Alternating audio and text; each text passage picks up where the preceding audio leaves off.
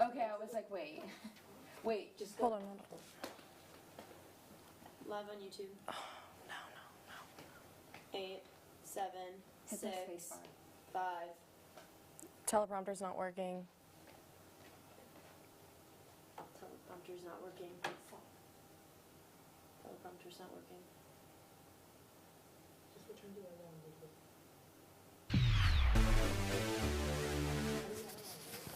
Where do I go? Setting up. We need help in the teleprompter. We need help with the teleprompter then. No.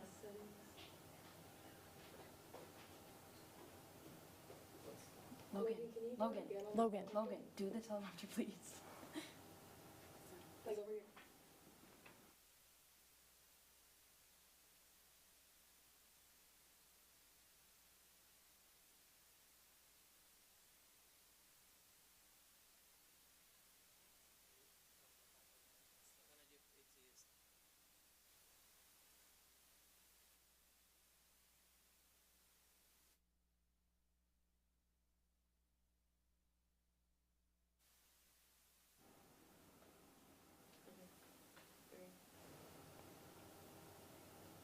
Coming up on Good Morning Longhorns, election 2023. The results are in from yesterday's statewide election. We've got what passed and what didn't. Austin becomes the largest city in America to drop parking minimums. More on what this means for you. Plus, self-driving cars no more. Cruise cars have paused operations. We have the details. Your Texas Longhorns continue their winning streak and OU suffered yet another loss. We'll get you ready for this weekend's big game. Finally, we're celebrating First Generation College Student Day. More on what this means for students here on the 40 acres. All this and more right now on Good Morning Longhorns.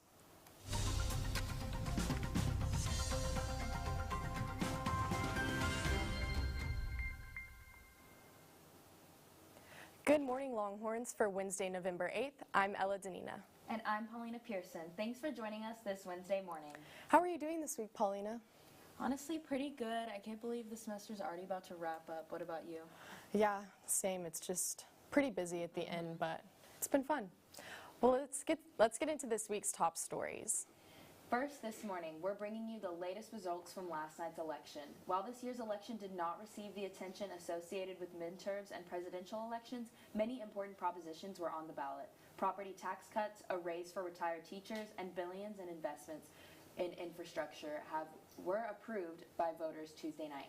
In total, voters weighed 14 propositions on the ballot. These issues included higher education, broadband and water infrastructure, and state parks. Texas voters were able to give retired teachers raises. A massive property tax cut was approved, but the judge's retirement age increase was rejected. With this election over, all eyes now turn towards the presidential election. Texas will hold primary election day on Tuesday, March 5th. Former President Trump leads President Biden in the polls in 5 of the 6 key states, according to new polling numbers published by the New York Times. Biden leads in Wisconsin by 2 percentage points, while Trump is leading the polls in Nevada, Arizona, Pennsylvania, Georgia, and Michigan by a margin of 4 to 10 points. The New York Times states those who supported President Biden during the 2020 election are now flipping sides because they feel the Biden administration is no longer moving the country in the right direction. The Israel-American Council in Austin held a March for Israel at the Texas State Capitol Sunday with support and partnership from Shalom Austin. The goal of the march was to peacefully show support for and stand with the people of Israel and others impacted by the events in Israel. DPS troopers blocked off streets prior to the march to create a safe environment so people could hold vigil. There will also be a walkout happening tomorrow at noon here on campus, promoted by Palestinian student groups. The walkout will convene on Speedway at Gregg Plaza, and the group says it wants more members of the UT administration to support their community. Austin became the largest city to drop parking requirements in new developments in an effort to combat climate change in the city's affordability crisis. In an 8-2 decision last week, the Austin City Council voted to remove all requirements for virtually all properties citywide to have parking spots. This includes single-family homes, apartment buildings, offices, shopping malls, and more. In recent years, major cities such as Minneapolis, San Jose, and Portland have all gotten rid of the requirements. Austin City Council member Zohaib Gaudry said proposals author that the parking requirements will gobble up scarce land, making it harder for small businesses to get off the ground and harm walkability. American Airlines has announced they will be changing a number of routes departing from Austin Bergstrom Airport. The Austin Business Journal submitted scheduling changes which indicate that the airline plans to cut 21 of its 46 offer destinations from Austin in the coming year. A representative from the airline said, quote, "Austin remains an important market for America as we continuously evaluate our network," end quote. The airline said they will still offer 53% more daily seats and 19 additional daily departures next year. It is not yet confirmed when these changes will go into effect. Reminder, Longhorns, the free application for federal student aid or FAFSA application will be opening in about 3 weeks. In previous years, the FAFSA application opened on October 1st, but for the 2024-2025 school year, the application will be opening on December 1st. According to the FAFSA website, this application is delayed because it will now, quote, expand the eligibility for federal student aid, end quote, and have a, quote, more streamlined application process, end quote. Please note that for the following school year, the application will return to opening on October 1st. For more information, be sure to check out the Federal Student Aid website at studentaid.gov. I'm sure many of you saw this past Sunday the NFL's Kansas City Chiefs and the Miami Dolphins played in Frankfurt, Germany. The Chiefs ended up taking home the win with a score of 21-14.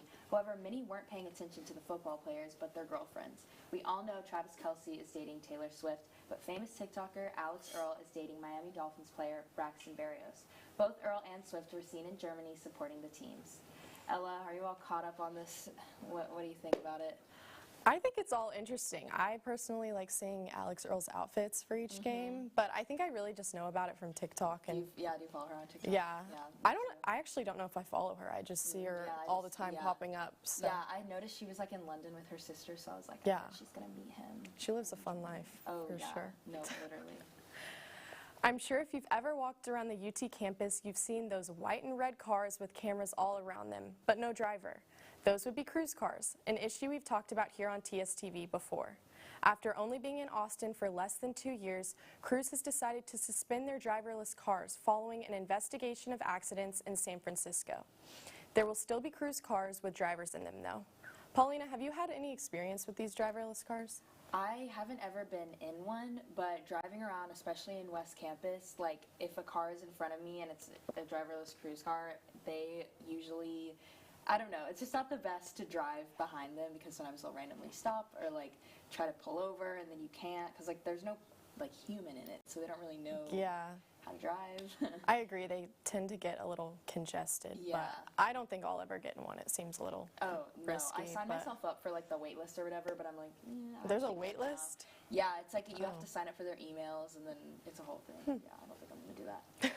If you noticed, on Sunday, daylight saving time for 2023 came to an end, putting us back in standard time. Currently, Hawaii, Arizona, and several U.S. territories do not observe daylight saving time. The Sunshine Protection Act, passed by the Senate in 2022, would have made daylight saving indefinite year-round, but it was not taken up by the House and has since made little progress.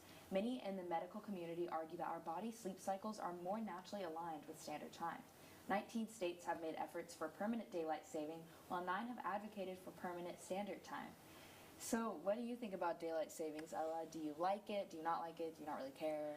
I'm personally not a fan of it. I feel like over the past few days I've gotten tired right when it gets dark at 5:30, and I just don't want to get my work done. I felt like when we got an extra hour of sleep, I was like, yes, but then now that it starts to get dark literally at 5, I'm like, I just want to be in bed and go to sleep. But it is nice for like this show, getting up and having a little bit light outside, but yeah.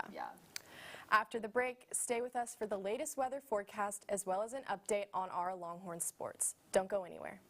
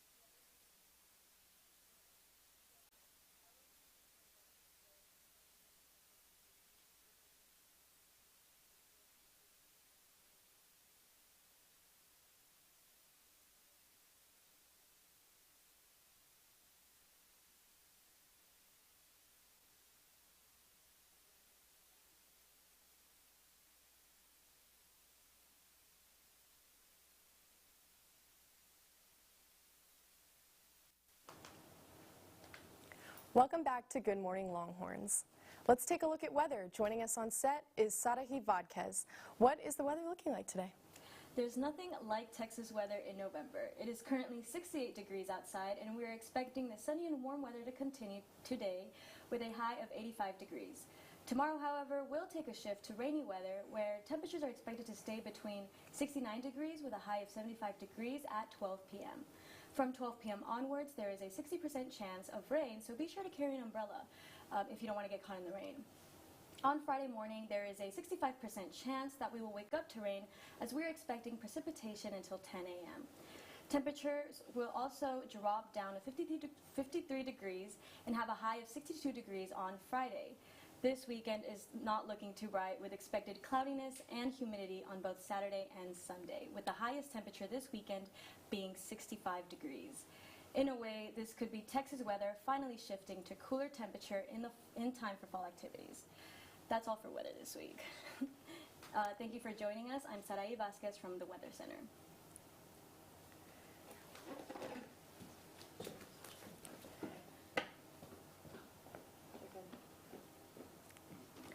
Today is National First Generation Day. There are almost 10,000 students today at UT who are the first in their families to pursue a university degree. UT is weighing in on the celebration this whole week with events from the First Gen pop-up party to the UT women's basketball game later today. Our reporter, Jasmine Palacios, will be at the campus-wide celebration at the main building. This event will be open to all First Gen Longhorns and supporters at 4:30. The Texas Longhorns brought home another win last Saturday against Kansas State in a nail-biting overtime play. Although the Longhorns had a 27-7 lead at the half, Kansas State tied up the game in the last second to even it out to 30-30. Longhorn fans were putting their faith in new quarterback Malik Murphy and Coach Sarkisian to pull them to victory. After 3 unsuccessful plays, the Longhorns decided to go for a field goal. Thankfully, the Wildcats were unable to have a return, and the Longhorns came out victorious with a score of 33-30. Although sophomore quarterback Quinn Ewers has made significant progress on his injury, Coach Sarkisian says that Malik Murphy is expected to start against TCU this Saturday. In other athletic news, Texas women's soccer won the Big 12 championship after their win against BYU from 3-1. This is the first time that women's soccer has won Big 12 since 2007, and they will now be facing off against Lamar at home to kick off the NCAA tournament. Ending the first half 1-1, Texas earned a penalty kick to take the lead. In the final minutes of the game, junior forward Holly Ward scored the final goal of the game. It seems like our Longhorns have been doing really well in a variety of sports. Were you at the football game this past weekend? I was. It was definitely a big win. I knew Kansas State was supposed to be pretty good, so I was nervous, but then we were super ahead, and then we Yes. weren't. It was just kind of back and forth, but I mean, I'm glad we won. It was a fun game for sure. Me too. It Were was you a lot there? of fun. Yeah, I was there. I left during halftime, so I was like, oh, like we got this in the bag, Oh, and yeah. then it went down from there. But We won. so It's okay. fine. Speaking of football, in case you haven't been following, the investigation continues over Michigan University's sign-stealing scandal. The school's football program has been put under the spotlight as Michigan analyst Colin Stallions has been accused of buying tickets to opponents' games for filming their sidelines and stealing plays.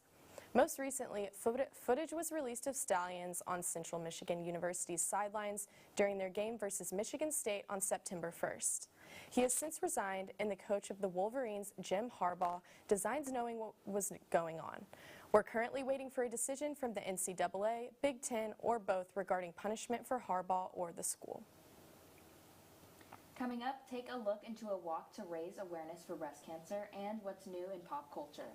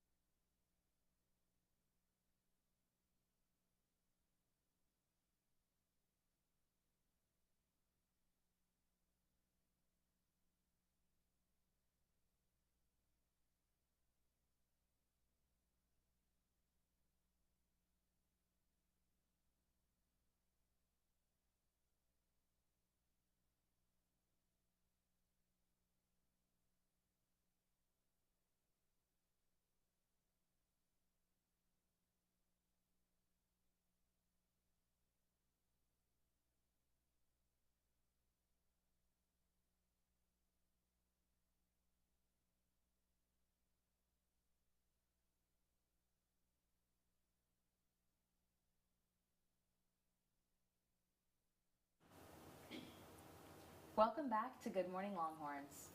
The 3 pandas at the National Zoo in Washington, D.C. will be returning to China November 15th as their loan agreement expires with unsuccessful renewal efforts.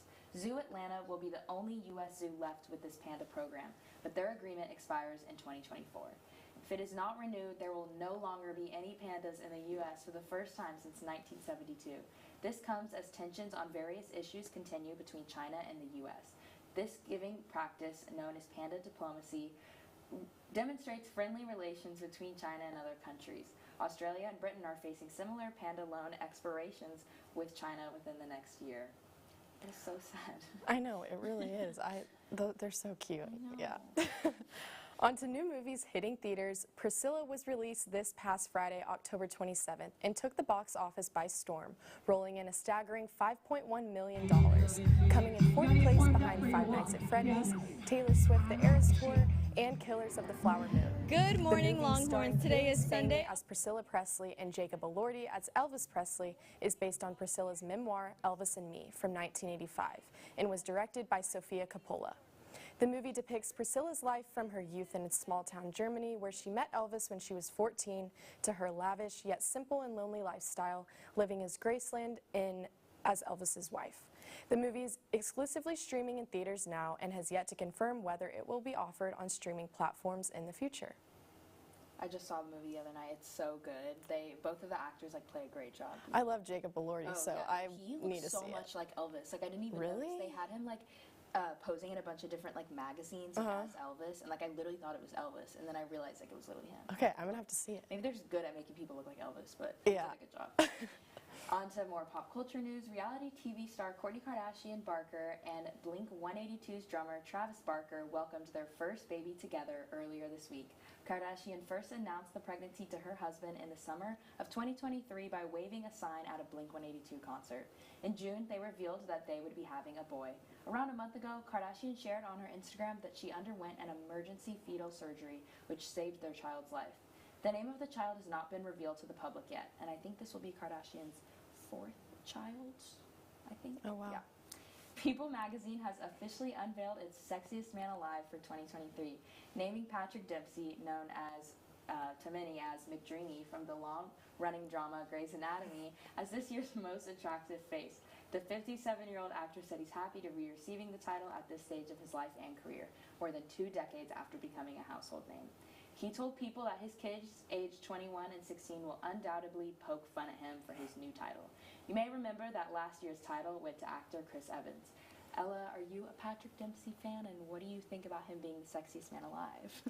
I mean, good for him for being 57 and holding that title. Yeah, that's amazing. I never watched Grey's Anatomy, but I know who they're talking about. I watched probably 8 seasons. I think it's just too So long. Yeah, it's So I got bored of it. I think I stopped watching after he died. But well, maybe that makes sense. now we'll hear from Good Morning Longhorns reporters Sarahi Vasquez and Kim Andrade about More Than Pink, a walk for breast cancer. You gotta get warmed up for your walk. Yeah. Good morning, Longhorns. Today is Sunday, October 29th, and I am at the annual More Than Pink Walk here in Barton Creek Square.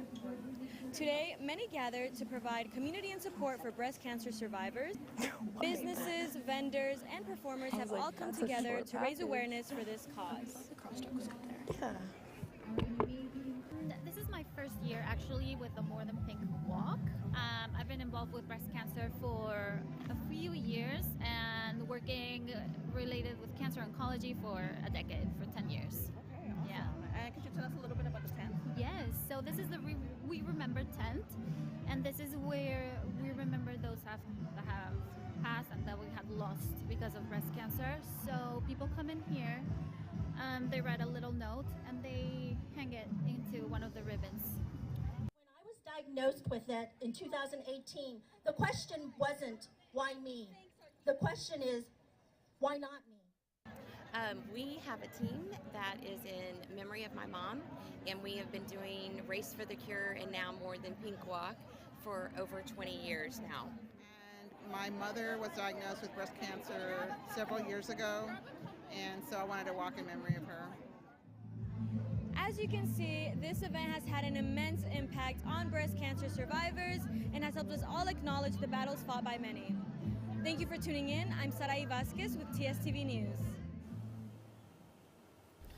Dia de los Last Muertos week, is a many Mexican on the 40 holiday acres celebrated celebrated on Dia de November los 1st and Muertos. 2nd. Our reporter, Emily Vaquerio, tells us more. Dia de los Muertos is a Mexican holiday celebrated on November 1st and 2nd. The holiday involves family and friends gathering to pay respect and to remember those who have passed. Austin celebrated this holiday with the Mexicarte Museum's 40th annual Viva la Vida Festival and Parade on October 28th. The Muertos Mercado features over 20 Dia de los Muertos inspired artists, artisans, vendors, and marketers. This is my first time coming to Austin's Muertos Festival. I'm from Corpus Christi. I go to theirs every year. I just got here, so it's really pretty. I can't tell you how much I enjoy it yet, but I think I'm gonna have a lot of fun. Viva la Vida Street Festival is composed of 4 major areas at 40th and Congress, each location offering exciting ways to celebrate Dia de los Muertos. These locations are Calavera Central, Muertos Mercado, Fantastical Markets Plaza, and Lower Third Lane. Holiday traditions including honoring the deceased using calaveras and marigold flowers, building altars, also known as ofrendas, with the favorite foods and beverages of the departed. Different communities to see. Basically, a celebration of Mexican culture, and people come to expect this every year. It's an important part of the Austin thing. I personally believe that it's the authentic culture of Texas, and it's just acknowledging that, and I think it resonates for everyone. And the marigold symbolizes a circle of life because it's kind of like a pungent flower. It's not sweet, so it's a more serious celebration. When it's with the marigolds, the bright color kind of like draws the spirits in, and that like pungent scent means the spirits can find the altar. And it's round like the sun, so it symbolizes kind of the circle of life. I think the spirit, people kind of coming together because they appreciate Mexican culture, or they believe that the memory or the spirit of the deceased can actually visit. I think it's like the celebration of life, and that we have to be joyful even when life gives us lemons or we lose somebody we love. We have to find joy in it. Amelie Vaquero, TSTV News. After the break, find out what to do around Austin this November and what's new to Texas Student Media.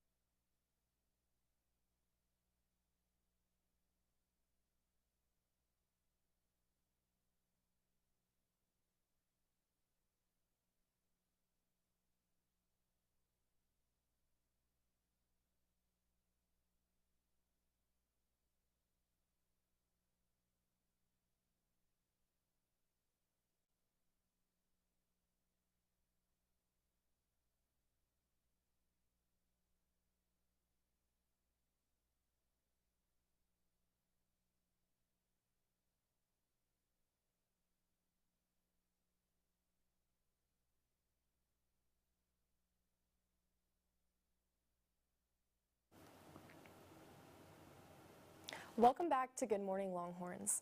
On this week's edition of Around Austin, there are so many exciting events happening across the city. Come indulge in rich German culture at Wurstfest in New Braunfels. There will be a variety of entertainment, food, and fun. The event runs until November 12th. If you're into fashion, head to the Domain from November 10th through the 12th to see some unique and fun outfits. But if fashion isn't for you, the Texas Book Festival will be running the same weekend and will take place near the Capitol downtown. The festival is free and open to all to hear about over 300 authors and their books. If you're an avid reader, it's sure to be a good time. Lastly, we have the Austin Studio Tour. It will occur throughout the first 3 weekends of November and will feature many dedicated art spaces from studios around the city. Be sure to tune in next week to hear more about the events. UT's Food for Fines program is back this November. Students, faculty, and staff with a qualified parking citation can pay it off with a donation of beans or rice to the UT Outpost Food Pantry for students. Donations are also welcome from those who do not have a citation to pay off. The program will run until November 20th and is sponsored by UT's Parking and Transportation Services and UT Outpost.